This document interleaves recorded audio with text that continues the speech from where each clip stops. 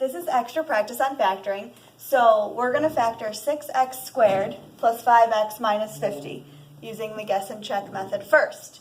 So for 6x squared plus 5x minus 50, your factors of 6 are 1 and 6 and 2 and 3.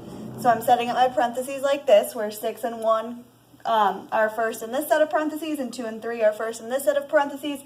And we're going to check all the factors of 50. Your factors of 50 are 1 and 50, 2 and 25, and 5 and 10. Because it's a negative 50, you know one sign has to be negative and the other sign has to be positive. Now, if I'm plugging in 1 and 50 and I plug 1 in here and 50 in here, when I go to get this middle term of 5x, multiplying 6 times 50 is going to be a huge number. And that's not going to give me 5x. So I can almost eliminate that one without even really trying.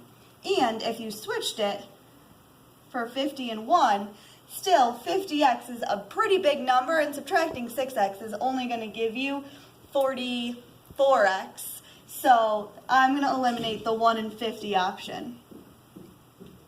2 and 25. Again, if I put the 25 here, 6 times 25, a pretty big number, not going to give me 5x. If I switch them, and I put the 25 here and the 2 here, 6 times 2 is 12, 25 times x is 25x, 25 minus 12, not 5x. So I'm going to eliminate that option. And I have 5 and 10 left. 5 and 10, 10 times 6 is 60, 5 times 1 is 5. Subtracting those two numbers gives me 55, which is not 5. And reversing them, 5 and 10, 10 times x is 10x, 5 times 6 is 30x. Subtracting those two gives me 20x, not an option. So I'm going to eliminate the 6x and 1x option and go to my 2x and 3x. Again, I'll start with 1 and 50. 1 has to be positive, 1 has to be negative. If I do 50 times 2, that's 100. 100 minus 3, not 5x. If I switch them, 3 times 50 is even bigger of a number, and that's not going to give me 5x either. So I'm erasing this 150 option. 2 and 25. 2 times 25 is 50. 2 times 3 is 6. Subtracting those is not going to give me 5x. If I switch them, 3 times 25 again is even bigger of a number, and 2 times 2 is 4, not going to give me the 5x that I need.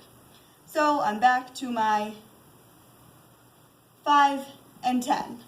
If I put 5 here and 10 here, 10 times 2 is 20, 3 times 5 is 15, and subtracting those two numbers is going to give me the 5x that I need.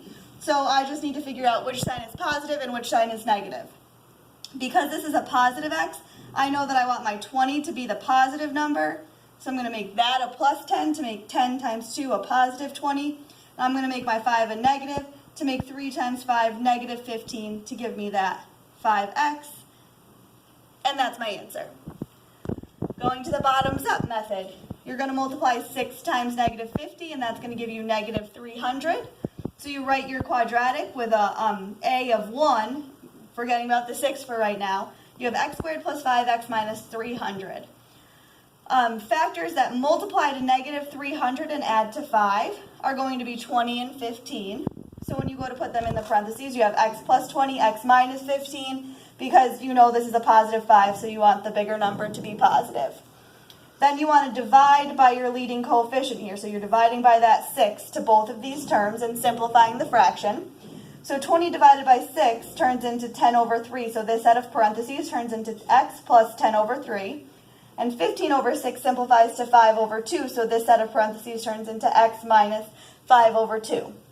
And then you do bottoms up. So you take the denominator and you put it out in front of that x. So this 3 comes out in front and you get 3x plus 10.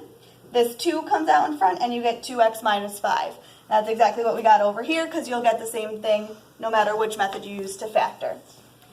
And last, the A times C method. So you're multiplying 6 times negative 50 again to get.